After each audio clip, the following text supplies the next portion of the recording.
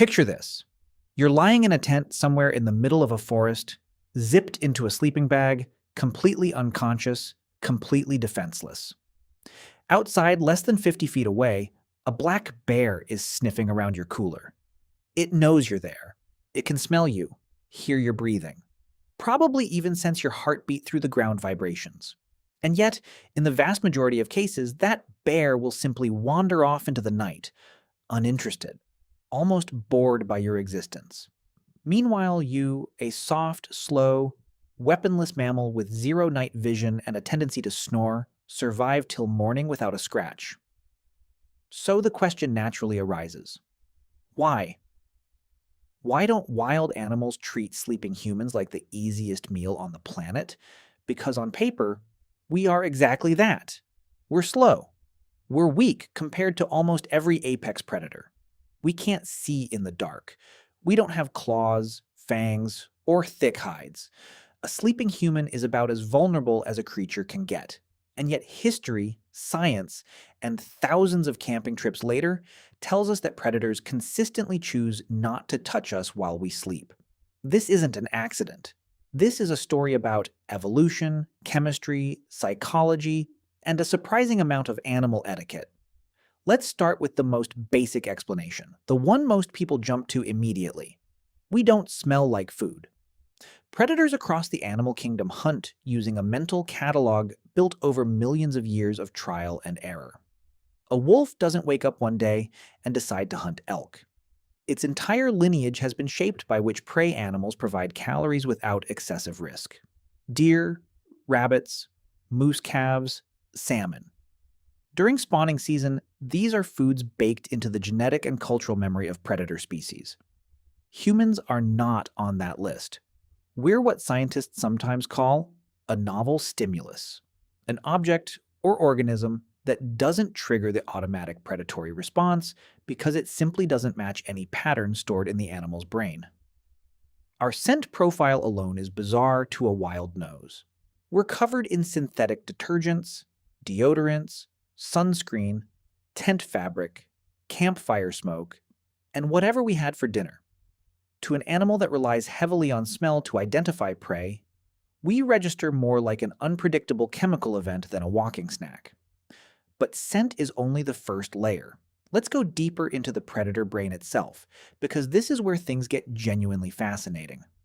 Predatory behavior isn't a single instinct. It's a finely tuned cost-benefit calculation running constantly in the background of an animal's nervous system.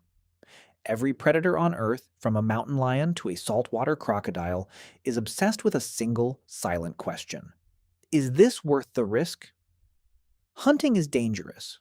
A wrong move can mean a broken leg, a cracked rib, a torn tendon, injuries that in the wild are frequently a death sentence. There are no veterinarians for wolves. There's no cast for a coyote's broken paw. An injured predator is often a starving predator, and starving predators die slow, miserable deaths. So evolution has wired these animals to be almost pathologically cautious. They don't chase everything that moves. They watch. They assess. They calculate whether the potential reward outweighs the potential damage. Now put a human into that equation. Even asleep, we represent an enormous unknown. We're a large-bodied animal, and animals that fall outside the usual prey size range trigger caution rather than excitement in most predators. We also tend to appear in groups, near fire, near vehicles, near strange scents and sounds that don't fit any known category. Even lying still in a sleeping bag, we're an unfamiliar shape, an unfamiliar smell, wrapped in synthetic material that rustles and crinkles in ways no natural prey item ever does. To a bear or a big cat, that's not a sleeping meal. That's a strange, unidentified object making noise it's never heard before. And strange, unidentified things get avoided, not approached. There's also the issue of upright posture, which turns out to matter far more than people expect. Humans are among the very few animals on this planet that regularly stand and walk upright. This shape is deeply unusual in the visual language of predators. Most hunting strategies developed by big cats Canines and other carnivores are built around a horizontal silhouette, four legs, a low center of gravity, a body built for running. Our vertical shape doesn't match the search. Image predators use to identify prey, even when we're lying down and technically closer to their usual horizontal targets. Researchers studying big cat behavior in Africa have found that predators like lions and leopards show measurable hesitation and increased caution around upright human silhouettes compared to any four-legged animal, even ones of similar size. Even lying prone in a tent, our overall scent, shape, and behavioral history as an upright species seems to linger in the instinctive threat assessment of most predators. Now, let's talk about the fire. Humans figured out fire roughly 1 million years ago, and it fundamentally rewired our relationship with the animal kingdom. Fire isn't just warmth and light, it's a psychological weapon more powerful than any claw or tooth we could evolve. Nearly every predator on this planet has an instinctive, hardwired aversion to open flame. It's baked into their nervous systems from millions of years of wildfires being one of the deadliest natural events an animal can experience. A campfire, even a small dying one glowing orange in the dark, tells every nearby predator that something dangerous and unpredictable is nearby. Combine that with the smoke clinging to your clothes, your hair, your gear, and you've essentially coated yourself in a chemical warning sign. Long after the flames die down, that smoky scent persists, broadcasting a message to every nose in the forest. Stay away. Something unusual happened here. This leads into one of the most underrated reasons predators leave us alone: reputation. Yes, animals have reputations, and humans have built possibly the worst one in the natural world. Over tens of thousands of years, our species has been consistently, spectacularly dangerous to encounter.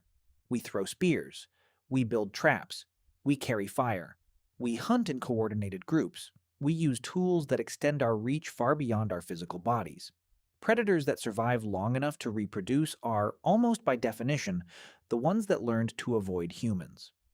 This isn't some mystical species-wide memory passed down through folklore.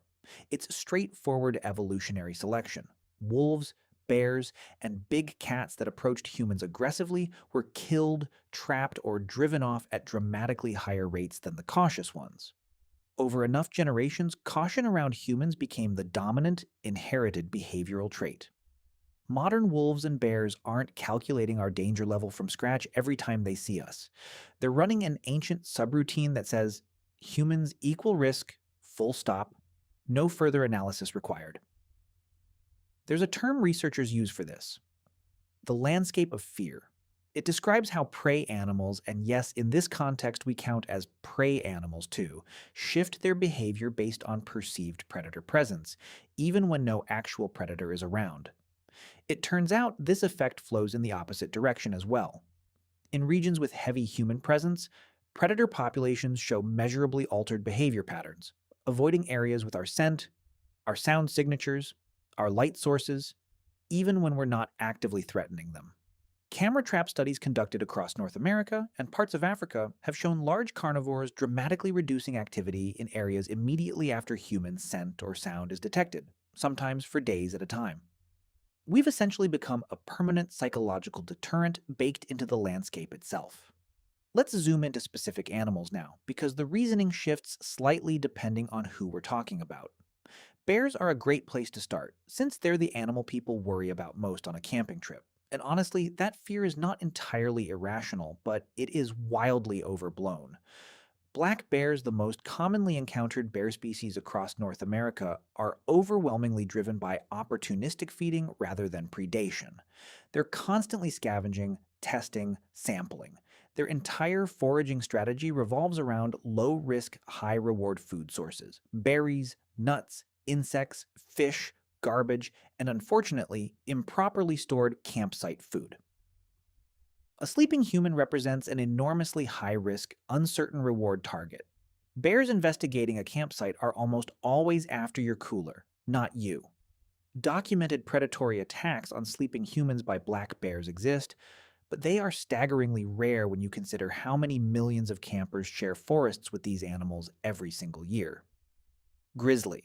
Bears carry a slightly different risk profile. mostly tied to surprise encounters and defensive aggression around cubs or food caches, rather than predatory stalking of sleeping people. The statistics consistently support this.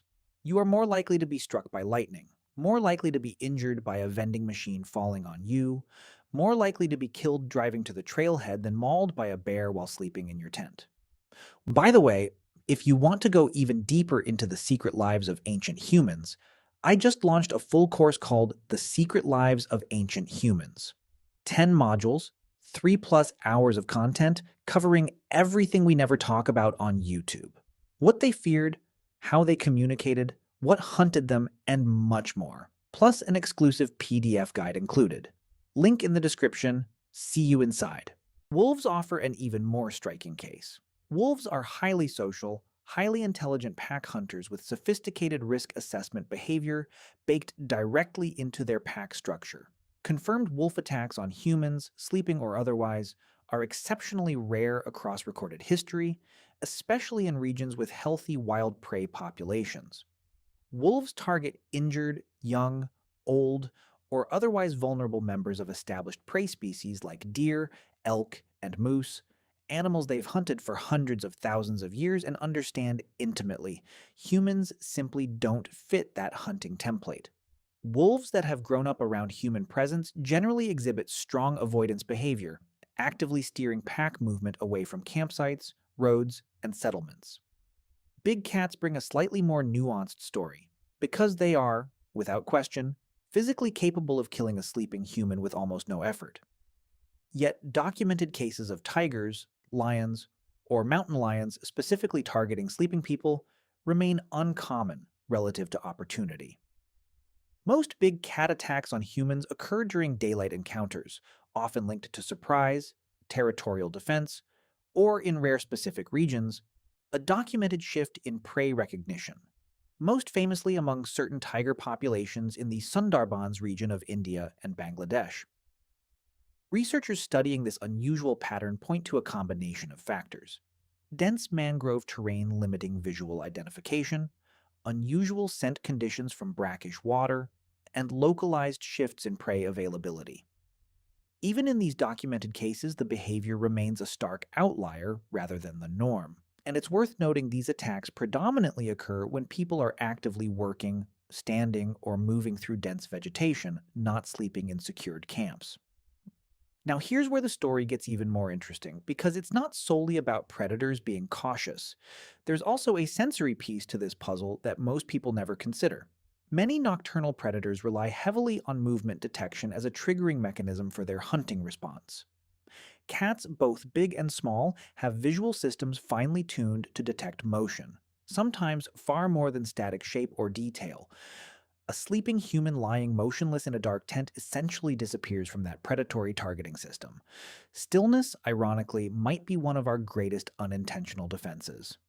Combine that with our silence during sleep, aside from the occasional snore, and we present an extremely low stimulation target compared to a fleeing deer or a struggling rabbit, both of which trigger immediate predatory drive through rapid, erratic movement.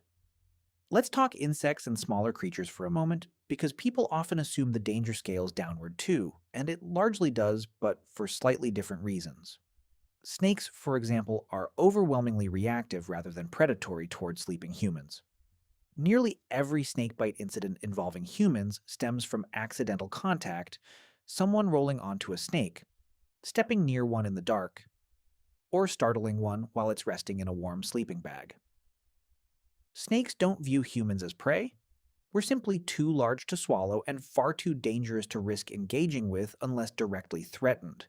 Their entire venom delivery system evolved as a hunting tool for appropriately sized prey and a defensive tool against larger threats, humans included. A sleeping human isn't triggering a hunting response. At worst, we're triggering a defensive one, and only if direct physical contact occurs. Insects and arachnids follow a similar logic scaled down even further. Spiders, scorpions, centipedes, none of them view us as prey in any meaningful sense. We're simply too large. Bites and stings from these creatures towards sleeping humans are almost always defensive reactions to accidental contact rather than any kind of intentional predatory act. So, if virtually every predator avoids us while we sleep, why do we still feel so deeply primally afraid of the dark forest?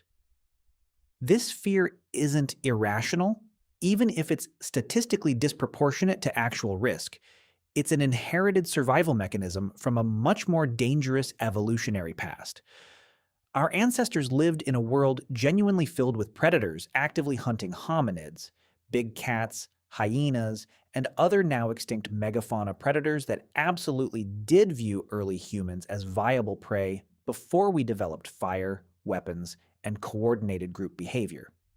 That fear response, the tightening chest, the hyper awareness at every twig snap outside your tent, is a fossilized survival tool from millions of years before modern human society existed. It hasn't caught up to how dramatically our relationship with predators has shifted.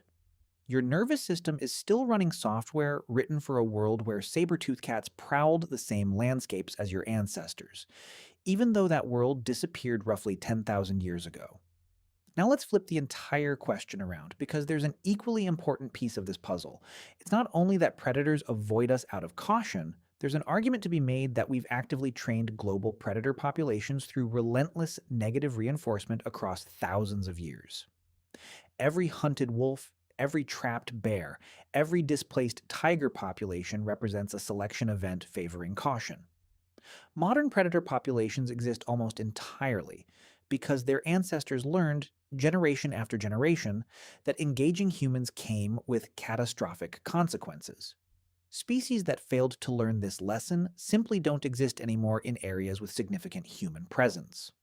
We didn't just get lucky with our biology, we actively, if unintentionally, shaped the behavior of every major predator species we've coexisted with. There's also a fascinating angle involving what scientists call apparent competition and niche differentiation. Humans occupy such a broad, dominant ecological role that most predators have essentially learned to treat us as an entirely separate category from traditional prey, more comparable to a rival predator or an environmental hazard than a food source. Think about how a wolf perceives a bear, or how a leopard perceives a hyena clan. These aren't hunting targets. They're competitors and threats to be avoided or cautiously negotiated around. Humans have essentially been sorted into this same mental category by generations of animal behavioral adaptation, despite technically being edible, slow, and often unarmed while camping. Let's address the exceptions, because they do exist and they're worth understanding rather than dismissing. Predatory attacks on sleeping humans occur under a fairly narrow specific set of circumstances. Extreme starvation is one major factor. An injured or aging predator unable to hunt normal prey may become desperate enough to overcome its instinctive caution. This has been documented in specific tiger and leopard populations experiencing habitat loss and prey depletion, forcing them into closer, riskier contact with human settlements. Habituation is another significant factor. Predators repeatedly exposed to human food sources, especially through improper campsite food storage or deliberate feeding, can gradually lose their natural wariness. This is precisely why park rangers worldwide emphasize proper food storage so intensely. It's not primarily about protecting your granola bars, it's about preventing predators from associating humans with easy calories, an association that can escalate dangerously over time. Territorial defense represents a third category, particularly relevant with mother bears protecting cubs or big cats defending a fresh kill, situations driven by defensive aggression rather than predatory intent, and importantly, these incidents rarely target sleeping, non-threatening humans specifically. There's also the disease angle worth mentioning briefly, since it occasionally surfaces in unusual attack cases. Rabies and other neurological conditions can override an animal's normal caution and behavioral inhibitions entirely, leading to erratic, uncharacteristic aggression, including toward humans.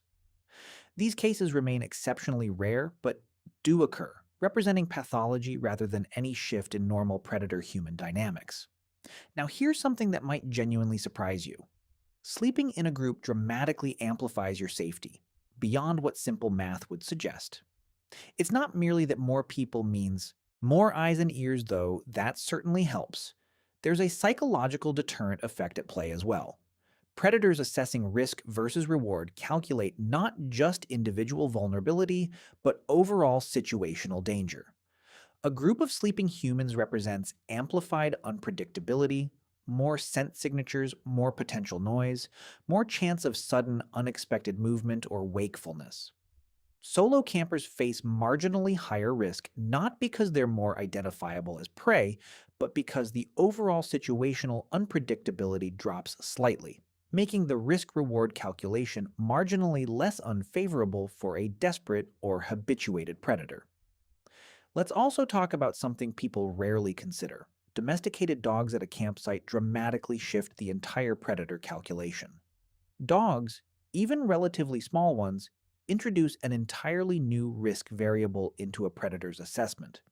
Their barking alerts other pack members and potential threats immediately.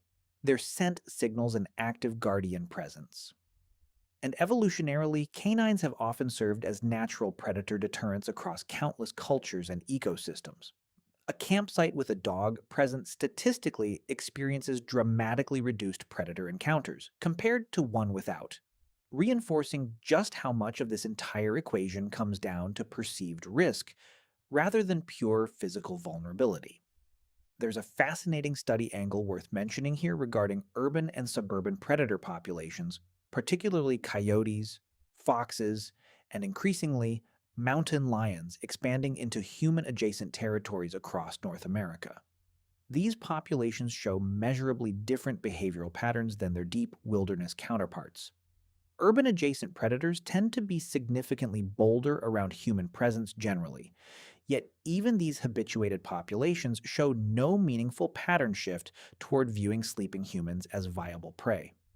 They'll raid garbage cans, they'll snatch small pets, they'll even approach humans directly in search of food. But attacks on sleeping people remain virtually unheard of even in these bolder, more human-accustomed populations. This reinforces just how deeply embedded predator caution toward us really is, transcending even significant habituation to human presence and activity. So when you tie every piece of this together, the full picture becomes remarkably clear. We survive sleeping in the wilderness not because we're secretly dangerous while unconscious, and not because predators are inherently gentle or uninterested in easy meals. We survive because of an extraordinary, multi-layered combination of factors stacked in our favor. An unfamiliar scent profile shaped by modern life, an unusual body silhouette that doesn't match typical prey search patterns. Generations of learned caution passed down through brutal evolutionary selection. The lingering psychological weapon of fire and smoke. Our tendency to travel in socially complex, unpredictable groups, and a deeply ingrained predator instinct that treats risk avoidance as a matter of survival above nearly everything else.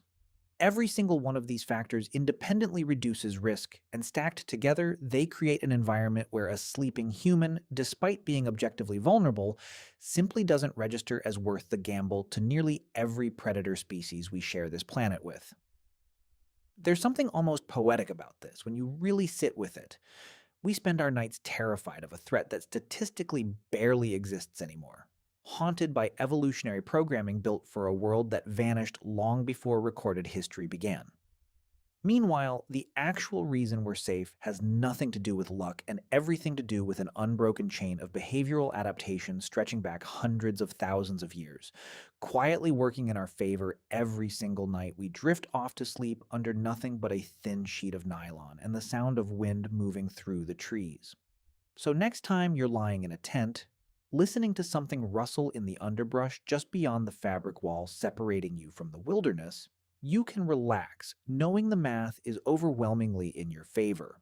That sound almost certainly belongs to something that wants absolutely nothing to do with you, an animal running its own ancient risk calculation, and consistently, reliably arriving at the same conclusion, generation after generation.